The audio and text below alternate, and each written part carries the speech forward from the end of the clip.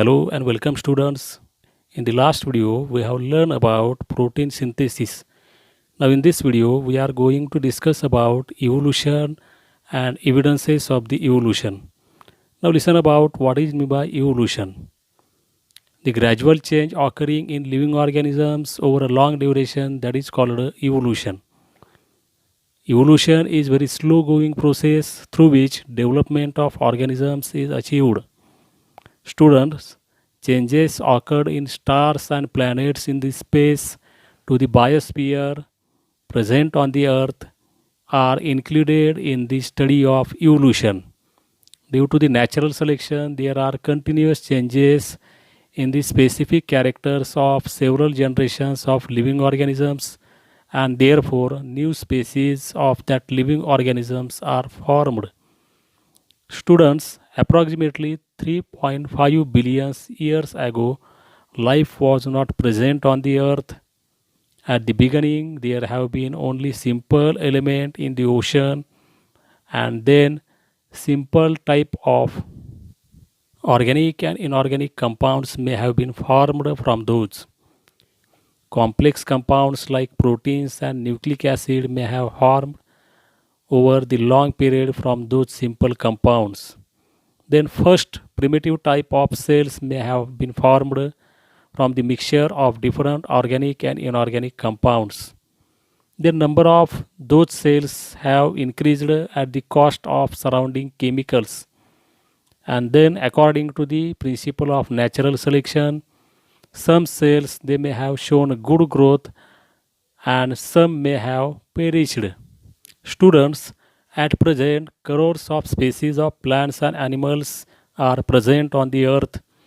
When you discuss about the animal diversity ranges from the unicellular amoeba and paramecium to the man and giant whale. When you discuss about the plant diversity ranges from unicellular chlorella to huge banyan tree. Students, the life exists on the earth everywhere from the equator to the both poles. Organisms they are present in the air, water, soil, rock, etc. Students, different theories about the origin and evolution of life have been proposed today, of which theory of gradual development of living organism is accepted. Now students, listen about theory of evolution. According to this theory, first living material that is protoplasm has been formed in the ocean and then unicellular organism was formed. Gradually changes occurred in the unicellular organisms from which larger and more complex organisms they were formed. All these changes they were slow and gradual. When you discuss about their duration, we can say that duration of all those changes is about 300 crores years. Changes and development in living organisms they had been all round and multidimensional, and this led to the evolution of different types of organisms. Now student, listen about the evidences of evolution. The proof to support the theory of evolution that is called as evidences of evolution. First important evidence that is morphological evidence. Students, similarities in the external and visible characters that are called as morphological evidences. When you see these pictures, we can say that in animals, similarities in the structures of mouth, nostrils, and ear pinna, position of eyes, thickly distributed hairs on the body. When you discuss about the plants, in plants, similarities in the characters like leaf shape, leaf venation, leaf petiole, etc. This indicates that origin of different animal or plant groups must have common ancestor. Now listen about another important evidence that is anatomical evidence. Students, if you carefully observe the pictures given here, we can say that there are no similarity between human hands, cat's foreleg, flipper of whale, and patagium of bat. Students, these organs also have different uses, but there is similarities in the structure of bones and bony joints in organs of each of those animals. This similarity indicates that those animals may have common ancestor. Now students, listen about vestigial organs. Then what is meant by vestigial organs? The degenerated or underdeveloped useless organs of organisms that are called as vestigial organs.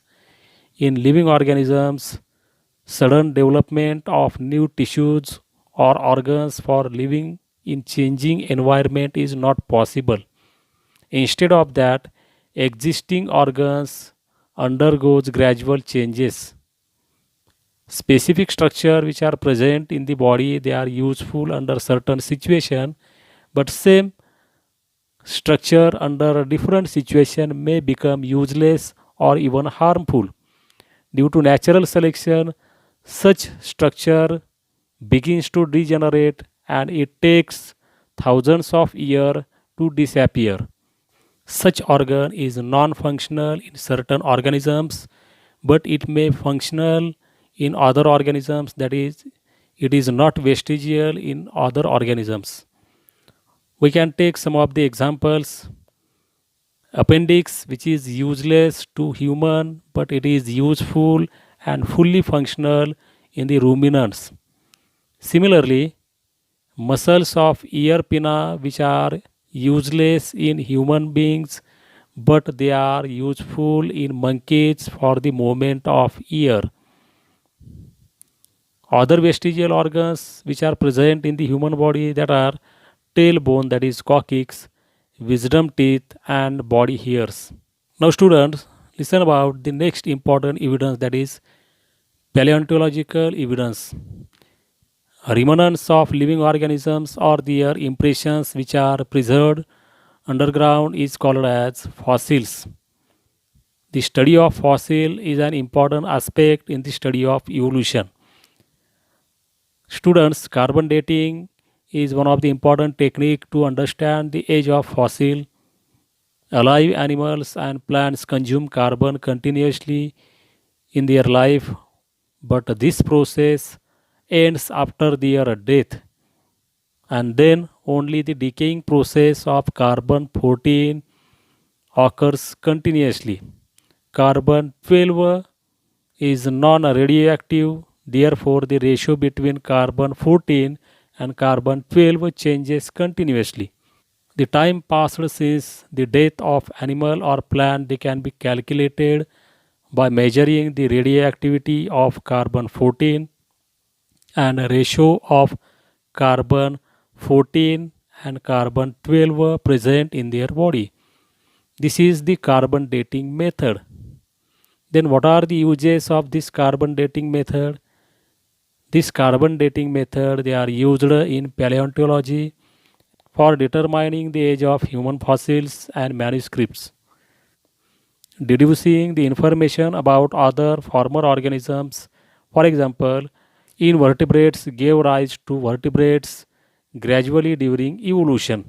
Now, student, listen about the another important evidence of evolution, that is connecting links. Students, some plants and animals show some morphological characters by which they can be related to the two different groups. Therefore, they are called as connecting links. For example, Peripatus shows the characters of Annelida and Arthropoda.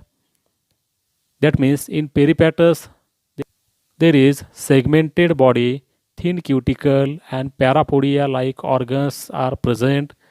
Similarly, these animals show respiration and open circulatory system similar to the arthropoda.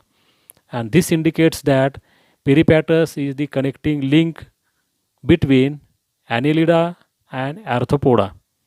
We can take another example, that is duck-billed platypus. Duck-billed platypus lays eggs like reptiles, but they have mammary glands and hairs like mammals. That means we can say that duck-billed platypus is the connecting link between reptiles and mammals. We can take another example, that is a lungfish. Lungfish is connecting link between fishes and amphibians. All All these examples indicates that mammals are evolved from the reptiles and amphibians evolved from the fishes. Now student, listen about another important evidence, that is embryological evidences. All vertebrate embryos shows extreme similarities during initial stages of development.